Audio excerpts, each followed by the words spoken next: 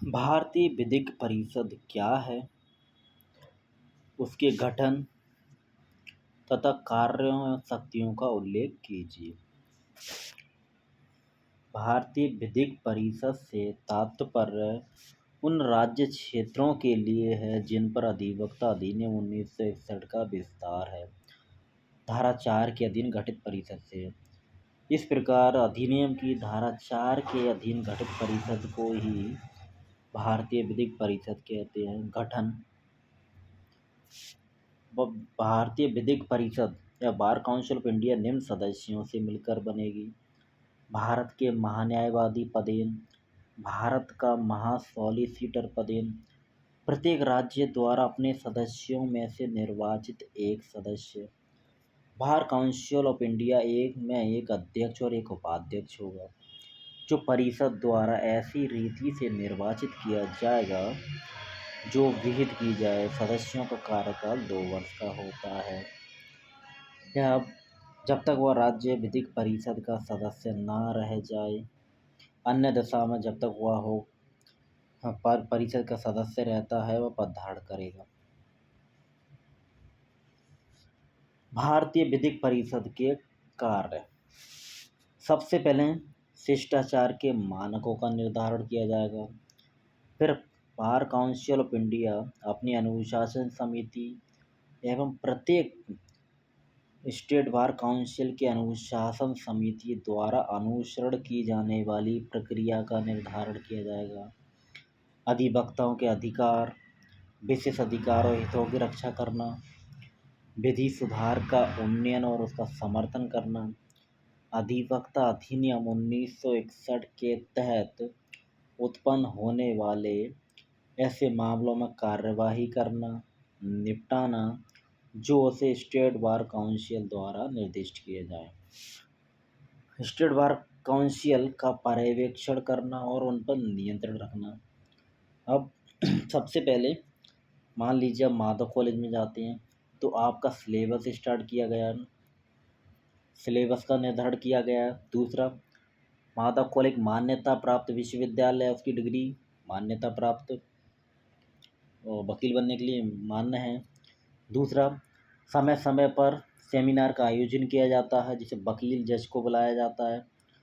चौथा, माधव कॉलेज में पुस्तकालय स्थापित करना, विधि पुस्तकालय सब लाइब्रेरी। तो स्टेट बार काउंसिल क्या करती है, विश्वविद्यालय को मान्यता देना जिनकी विधि की उपाधि अधिवक्ता के रूप में नामांकन किए जाने के योग्य होगी और विश्वविद्यालयों का निरीक्षण कर सकेगी। विश्वविद्यालय और स्टेट बार काउंसिल से विचार विमर्श करके शिक्षा के मानक निर्धारित करना, निर्धनों को निःशुल्क विधिक सहायता उपलब्ध कराना, भारत के बाहर विधि की डिग्री प्राप्त करने वाले लोगों को मान्यता प्रदान करना, विधिक परिषद की निधियों का प्रबंधन और उनका विनिधान करना, अपने सदस्यों के निर्वाचन की व्यवस्था करना, विधि पुस्तकालय स्थापित करना। बार काउंसिल ऑफ इंडिया का एक निगमित निकाय होना। प्रत्येक विधिक परिषद शाश्वत उत्तराधिकार और सामान्य मुद्रा वाली एक निगमित निकाय होगी।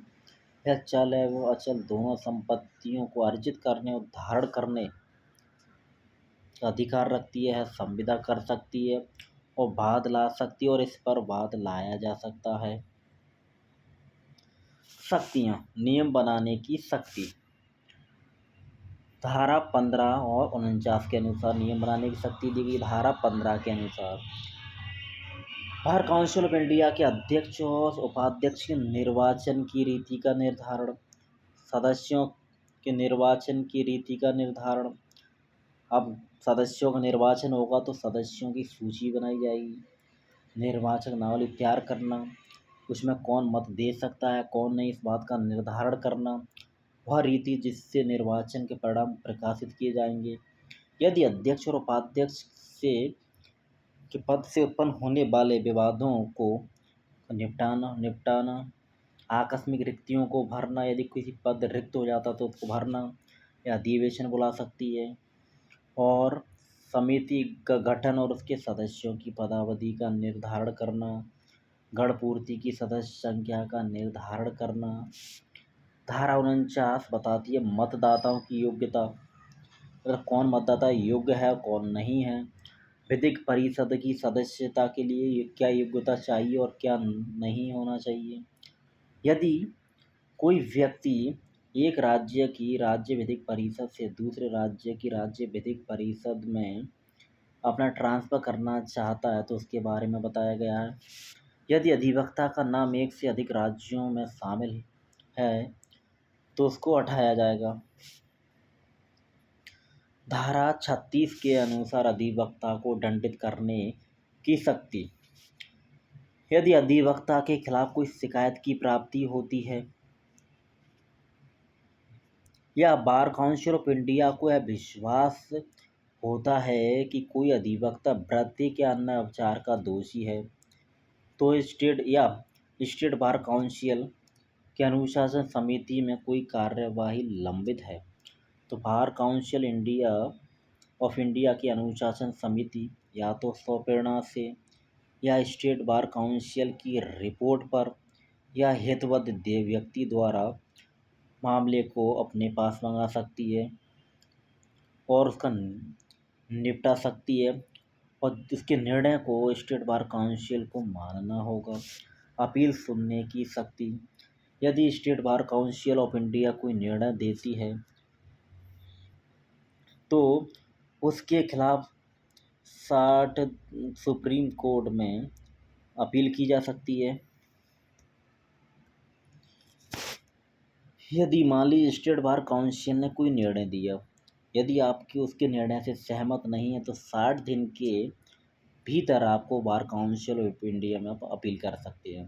बार काउंसिल ऑफ इंडिया क्या करेगा, मामले की सुनवाई करेगा, सुनवाई का अवसर देगा, दंड दे सकता है और परिवर्तित कर सकता है। इसके द्वारा दिया गया निर्णय स्टेट बार काउंसिल पर बाध्यकारी होगा मानना।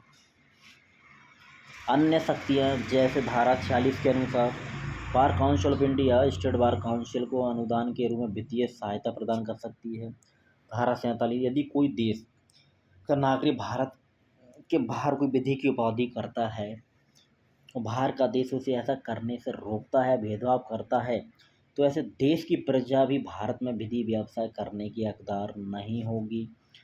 धारा 48 से इस अधिनियम के अधीन किसी ऐसी कार्यवाही का अभिलेख मांग सकेगी जो किसी राज्य विधेयक या उसकी समिति द्वारा निपटाई गई है जिसके विरुद्ध अपील नहीं हो सकेगी।